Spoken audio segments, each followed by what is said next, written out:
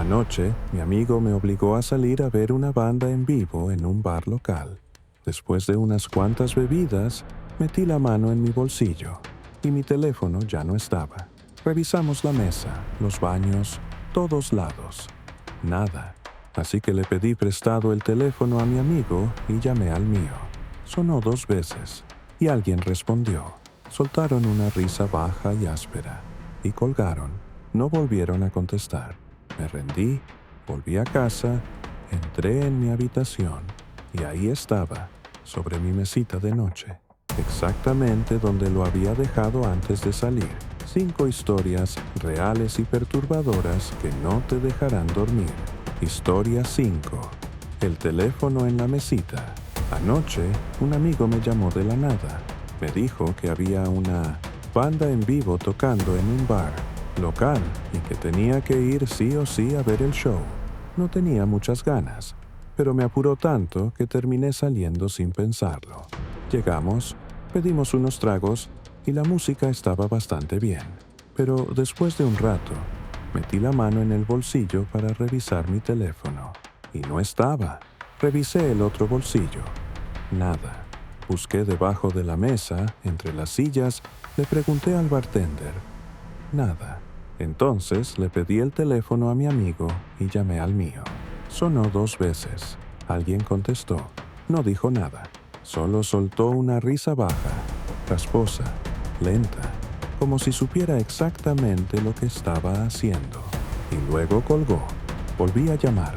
Nada. Seguí intentando. Nada. Al final lo di por perdido. Pensé que alguien lo había encontrado y estaba jugando conmigo. Terminamos la noche y me fui a casa. Entré a mi habitación y ahí estaba, mi teléfono, sobre la mesita de noche, exactamente donde lo había dejado antes de salir. Hasta el día de hoy, no tengo idea de quién contestó esa llamada, ni qué quería. Historia 4. El autobús equivocado. Cuando era niño, siempre era el último en ser recogido para ir a la escuela. Todas las mañanas me quedaba solo en la parada esperando. Era rutina, pero una mañana algo fue diferente. Un autobús llegó, pero no había niños dentro, solo el conductor. Me sonrió desde el parabrisas y abrió la puerta. Me dijo que subiera. Algo se sintió mal de inmediato. No sé cómo explicarlo. Era una sensación en el estómago que me decía que no me moviera. Le pregunté, ¿dónde están los demás niños? Me respondió, vamos a recogerlos ahora, solo sube. Pero no lo hice. Me quedé ahí, diciendo que no, una y otra vez. Su tono empezó a cambiar. Se inclinó hacia adelante. Su voz se volvió más insistente, más agresiva. Pero yo seguí diciendo no. Al final, se encogió de hombros, cerró la puerta y se fue. Unos minutos después, llegó mi verdadero autobús, con todos los demás niños dentro. Subí, fui a la escuela y no dije nada. Esa noche lo mencioné casualmente durante la cena. Mis padres se quedaron en silencio. Vi cómo sus caras cambiaban. Empezaron a hacer llamadas, a susurrar entre ellos. Yo era un niño. No entendía lo que casi había pasado, pero ahora lo entiendo perfectamente. Historia 3. La vecina. Hace unos años alquilé un apartamento a un amigo. Lo había renovado completamente y quería venderlo, pero como no encontraba comprador, me lo alquiló. Al principio todo parecía normal, limpio, nuevo, con olor a pintura fresca. Pero en las primeras noches me di cuenta de que algo no estaba bien en el apartamento de al lado. Mi vecina era una mujer de unos 45 años, aunque parecía mucho mayor. Nunca dormía. Todas las noches se quedaba despierta escuchando programas de radio cristianos a todo volumen y hablaba con alguien, excepto que no había nadie. Después de varias noches sin dormir, fui a tocar su puerta. La abrió apenas lo suficiente para que pudiera ver dentro. Las paredes estaban cubiertas de cruces, de todos los colores y tamaños. Palabras como Jesús y ángeles escritas por todas partes.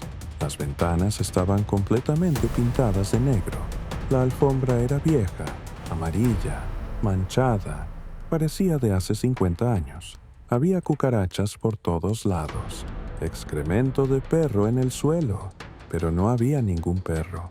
Le pedí amablemente que bajara el volumen.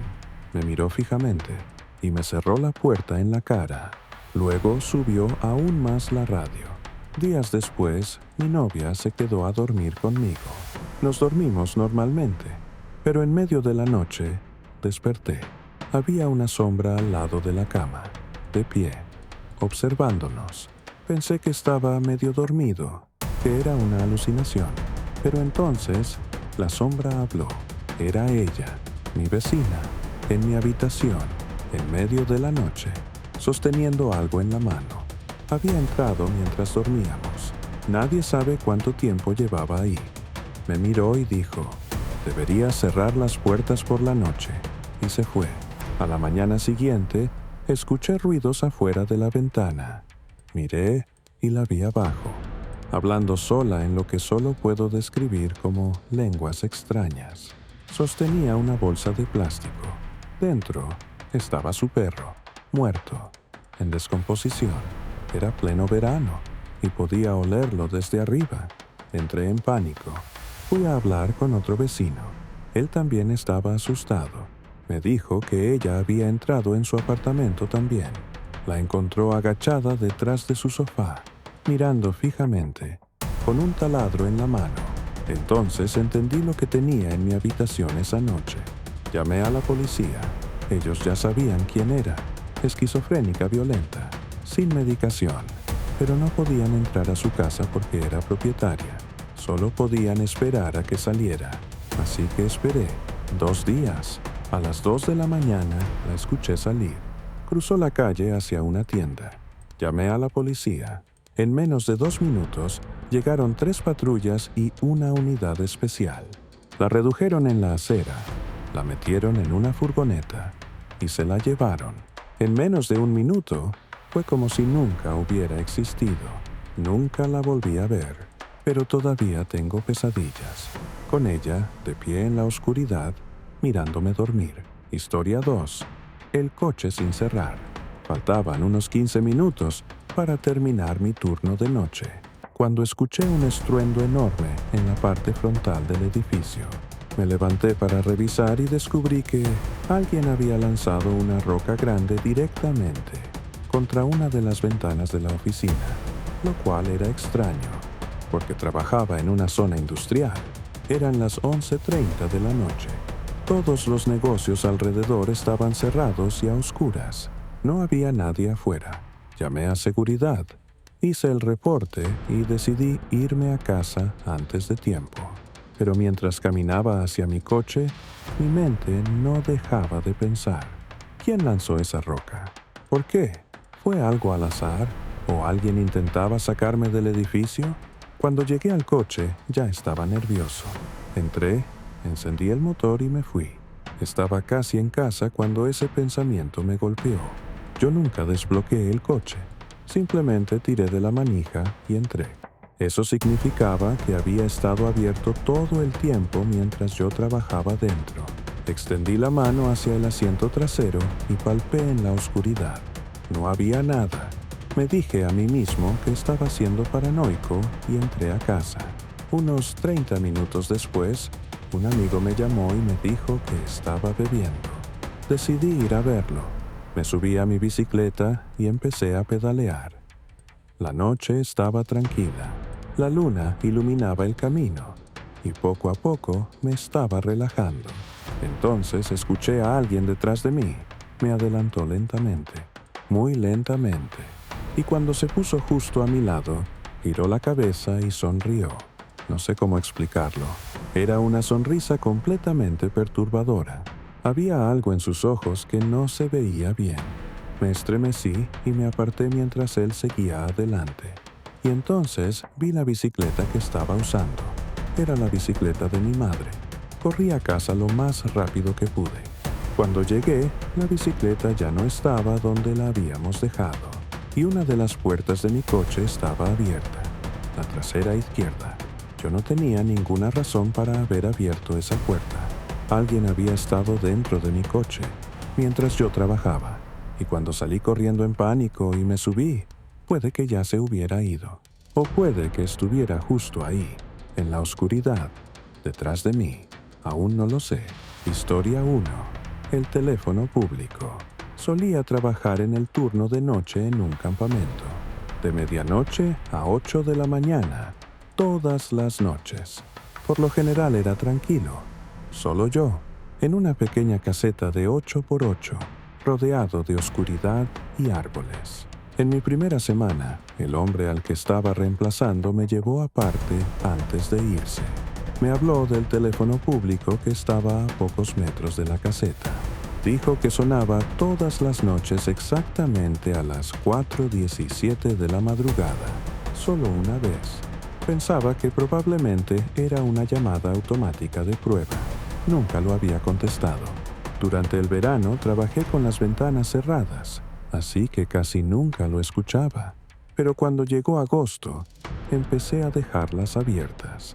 Y efectivamente, todas las noches a las 4:17, el teléfono sonaba, una sola vez. Incluso el sonido era extraño, apagado, distante, como si el teléfono estuviera bajo el agua. Una noche decidí contestar. Puse una alarma para las 4:15. Salí hacia el teléfono y esperé. Cuando sonó, descolgué. Silencio total, sin tono, sin estática. Solo la sensación de que alguien estaba al otro lado sin hablar. Dije hola varias veces. Nada. Colgué. Hice lo mismo cada noche durante una semana. Siempre igual. Al final dejé de intentarlo durante aproximadamente un mes. Entonces, a principios de octubre, decidí probar una vez más. Puse la alarma, fui al teléfono y contesté cuando sonó. Dije hola. Nada. Lo repetí, y otra vez. Entonces lo escuché. Respiración, lenta y deliberada, como si alguien inhalara entre los dientes. Y luego una voz, áspera, baja, como graba raspando. Una voz que nunca había escuchado en mi vida. Dijo mi nombre completo. Nombre, segundo nombre y apellido. Mi voz se quedó atrapada en la garganta. Colgué de inmediato, metí unas monedas y marqué 69. La llamada venía de California. Yo estaba en Indiana. Nunca volví a contestar ese teléfono, pero siguió sonando. Cada noche, a las 4:17 exactas. Y a veces me pregunto, si hubiera seguido contestando, ¿qué más habría dicho?